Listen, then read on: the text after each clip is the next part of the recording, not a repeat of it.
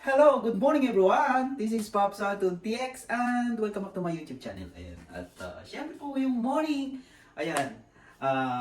Magluluto naman po tayo, syempre.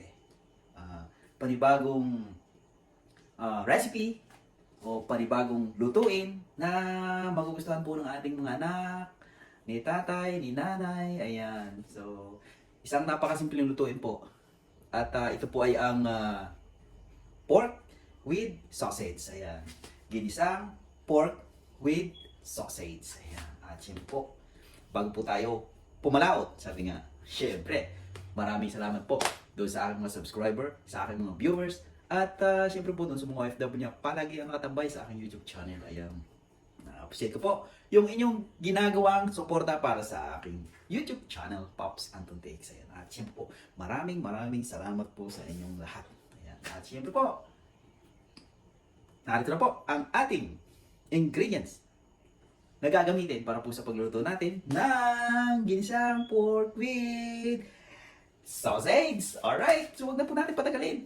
Let's go! So narito na nga po mga paps, mga mams, yung ating gagamitin mga ingredient para po sa ating pagluluto ng ginisang pork with sausage. Ayan, meron po tayong bawang, 6 na pirasong bawang, isang buong medium size na sibuyas na puti, at meron po tayong kalahating kilong sausage at kalahating kilong purong laman o lean meat na pork. Ayan. At siyempre po kailangan po tayo ng black ground pepper, kikuman, the original teriyaki marinated sauce. Ayan, yan po yung gagamitin natin. At kailangan din po tayo ng iodized salt. Ayan. Alright. So, ano po pang gagawin natin? Ayan, siyempre kailangan po tayo ng oil or mantika na gagamitin po natin para po sa pagisa ng ating pong bawang at sibuyas. Ayan. At siyempre po, yung ating kawali o yung ating pan. Ayan. So, let's go mga papsi, mga mamsi. Umpisa na po natin ang pagluluto ng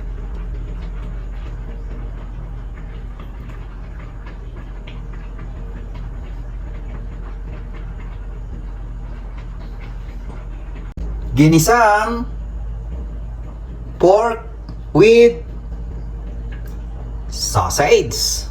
Alright, let's go! At ito na nga po mga paps, mga mamsi. Ayan, dahil mainit na po yung ating paano yung ating kawali, nilagyan lang po natin ng oil, syempre. At pagkatapos po niyan, ilalagay lang po natin yung ating bawang, syempre. Yun. At hahaluin lang po natin ng ganito. Alright, syempre, di ba? Yun, oh.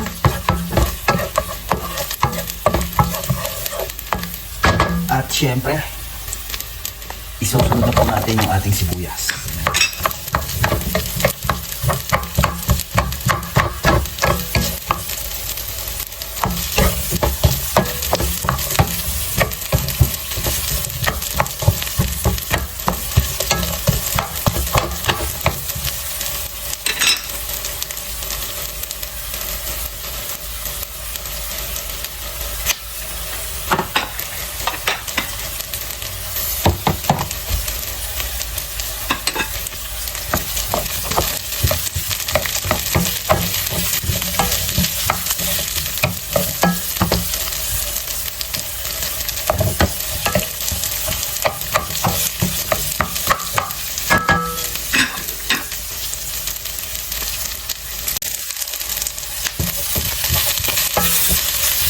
Dahil okay na nga po yung ating sibuyas at bawang, ilalagay na po natin yung ating half kilo na pork. Yun.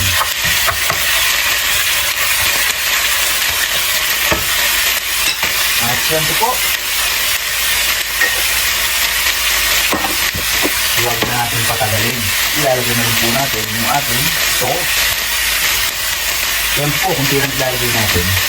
At yung ating paminta.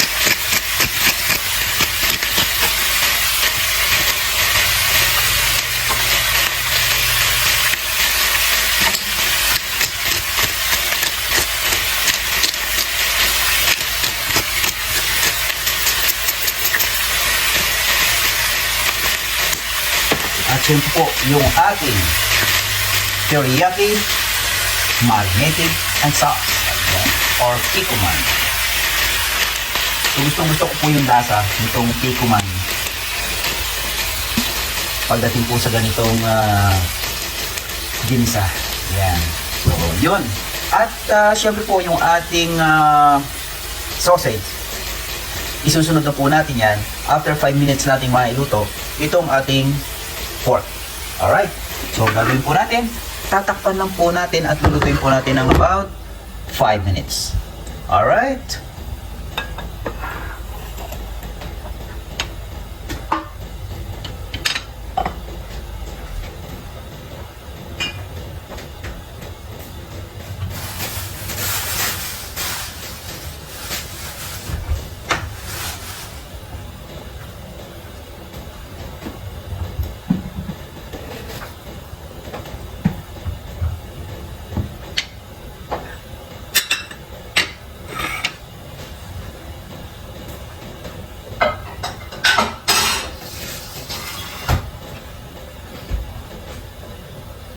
At syempre po mga paps, mga momsi, matapos nga po yung 5 minuto nating pagluluto ng ating pork, narito na po yung ating niluluto. Ayan, dumami na nga po.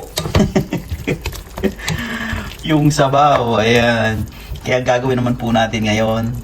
Dahil kung nakikita nyo po, medyo okay na po yung ating pork. At ilalagay na po natin yung ating sausage. Ayan.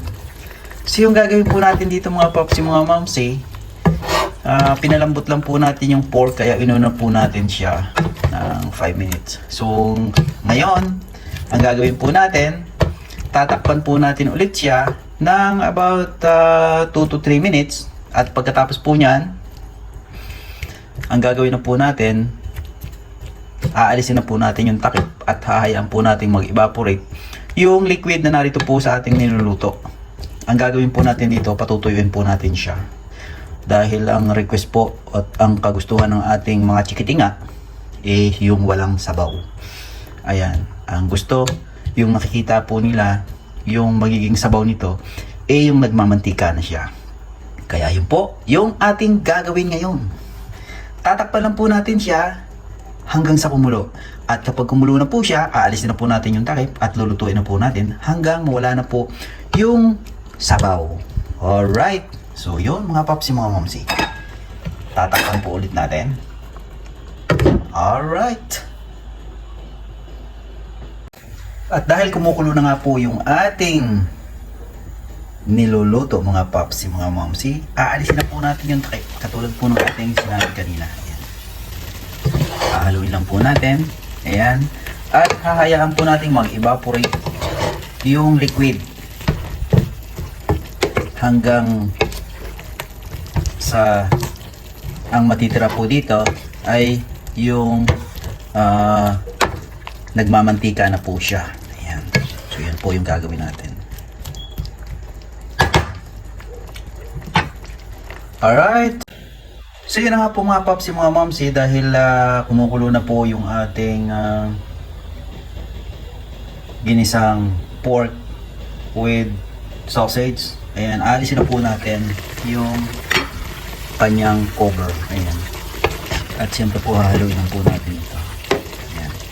At ang gagawin po natin dito, ilulufar na lang po natin siya at hahayaan po nating mabawasan o mawala po yung sabaw na narito po sa ating niluluto. Ayan. Dahil ang gusto po ng aking mga anak, yung bang parang mantika na yung nagiging sabaw nitong ating niluluto. Alright, so ilulufar lang po natin siya at hayaan po natin mag-evaporate yung liquid na nandyan po sa ating niluluto. Alright.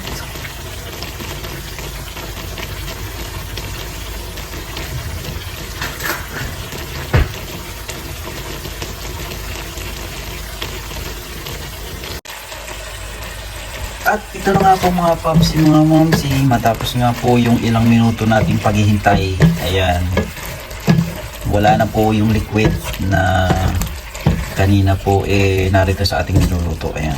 makikita nyo po, malapot na po ngayon yung natitirang sabaw at kokonti na po siya. So yun po yung ating ini-expect kanina matapos po nating mailuto siya o lutuin po natin na walang takip. Yun po, mawawala na po yung liquid. Ayan.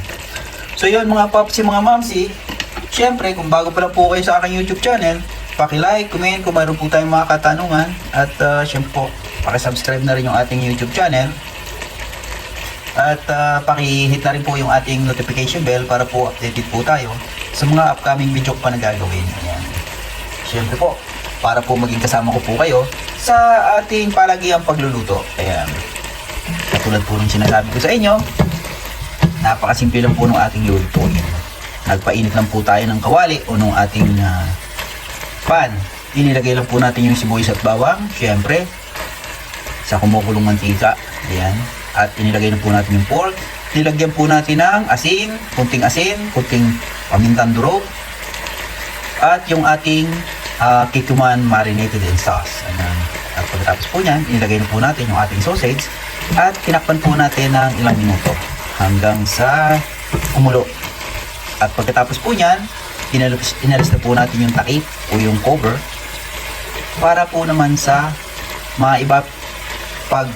papa-evaporate po nung ating sabaw o yung liquid na narito sa ating minuto. At yun na nga po yung ating inaasahan. Kaya ngayon po, kung nakikita po ninyo, ayan. So halos mo wala na po yung sabaw at parang mantika na lamang yung naandito sa ating iniluto. Ayan. So yun mga papsi, mga mamsi. Ayan. So syempre po, matapos nga po nating pagsama-samahin lahat ng mga ingredient, narito na po yung ating ginisang pork with sausage. Alright. So ilalagay lang po natin yan sa isang malinis na lalagyan at isi-serve na po natin. Alright.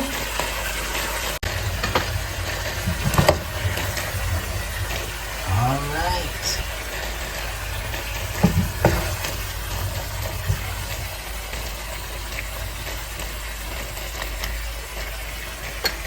Yun. At narito na nga po ang ating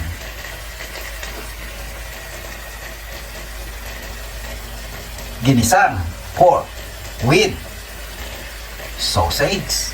Alright. Thank you for watching. Bye-bye.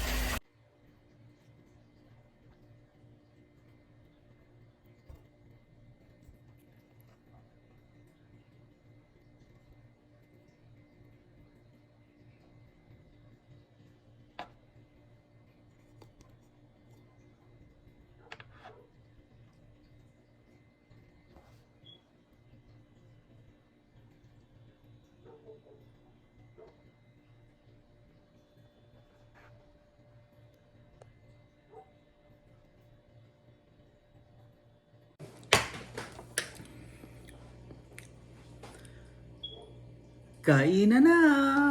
Yun oh. Oh, di ba?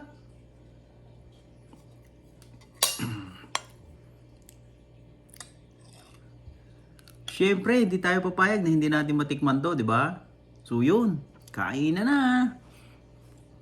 Oh my God.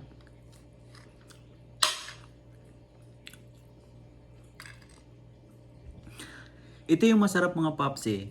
Kapag yung kikuman, yung ginamit mo sa pagigisa nitong pork at ng sausage. Ayan.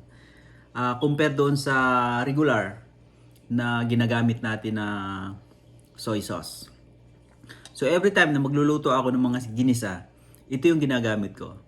Itong kikuman sauce. Ayan. So kain na.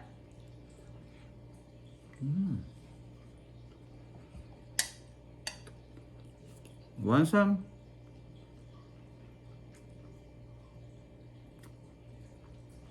Yun, oh.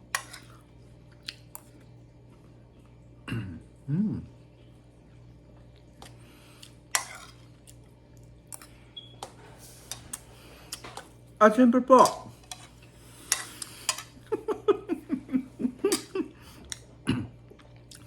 napakasarap po talaga yung kombinasyon nitong pork at saka nitong sausage. Ayan. Dahil hindi na po natin kinakailangang maglagay po ng napakaraming asin. Dahil yung sausage po, may lasa na po siya. So yung lasa po ng sausage na isasalin niya po dito sa lasa na magiging lasa na rin po nitong ating pork. Kaya grabe. Yun! Alright! So, syempre po, kung nagustuhan po ninyo yung ating in-upload na video ngayon, paki-like, comment kung meron po tayong mga katanungan. At syempre po, paki-subscribe na rin yung ating YouTube channel, Pops Anton TX. At syempre po, paki-hit na rin yung notification bell para po updated po tayo sa mga upcoming video ko pa na gagawin syempre. Ayan. So yun, mga Pops yung mga Momsi. Narito na po ang ating yummy yummy to the tummy recipe. Ang ginisang pork with sausage. Yun. O, diba? Kainan na!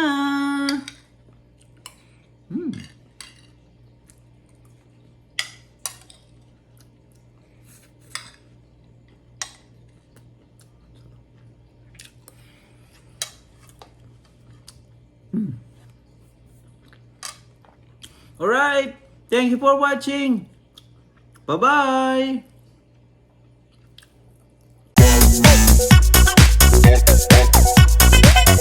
Hey!